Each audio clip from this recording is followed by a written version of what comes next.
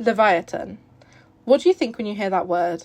Maybe about that terrifying scene as a child of the whale in Pinocchio, or those episodes of Supernatural that had you on the edge of your seat. Well, the Leviathan I'm going to be speaking about today is a prehistoric whale, also known as the killer sperm whale or the dire whale. An extinct creature that lived during the Miocene epoch around 9.9 to around 5 million years ago. These prehistoric beasts were around 47 to 57 feet long, and these ancient nightmares ranged in sizes larger than the modern-day female sperm whales, but didn't quite reach the size of modern-day male sperm whales. However, unlike modern sperm whales, leviathans had very large functional teeth in both its upper and lower jaws. These teeth could reach up to 36 centimeters in length and are currently the longest teeth of any animal yet known to us. Saying this, there are much larger teeth or tusks that are known of, but none that are used directly for eating. Leviathan would have been a top predator, running along, or more appropriately, swimming alongside Megalodon. We know this as both roamed around the same times and have been found in the same region. This whale would have undoubtedly had a large impact on the structure and ecosystem of the Miocene oceans.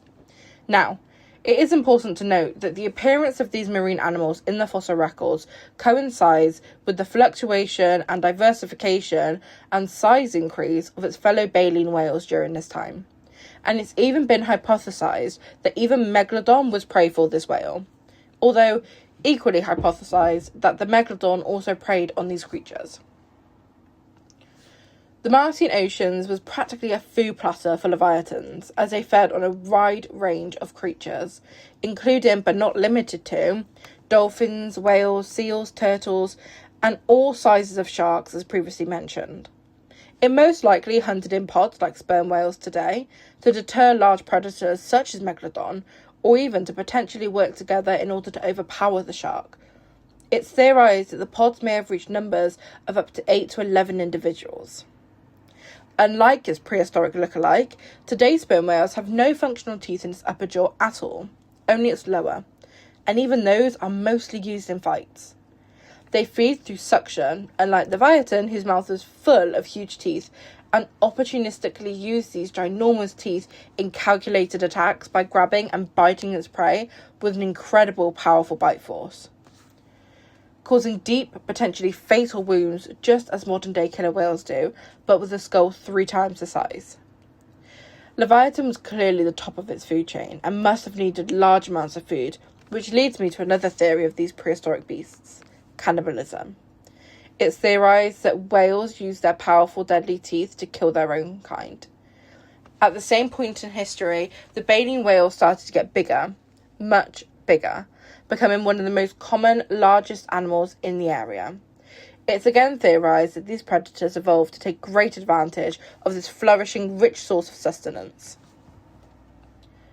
The skull itself is surrounded by mystery. Modern-day sperm whales have a unique organ in their heads. The skull itself is surrounded by mystery.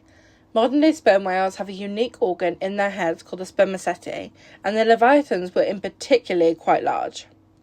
The spermaceti is full of a waxy substance that was originally thought to be the animal's sperm, hence the name.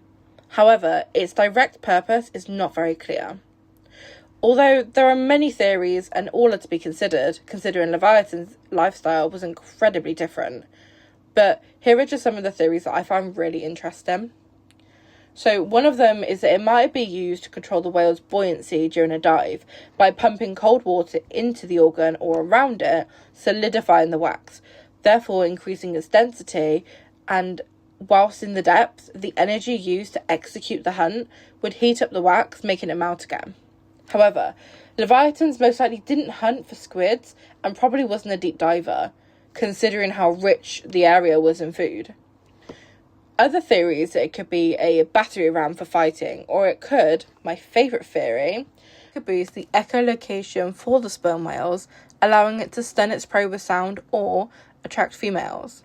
And in this theory, it is really important to note that male organs are much bigger than the females, which would make sense if this theory was legit. Thank you so much for taking the time to watch my video, and I hope to see you again in the next one. Bye!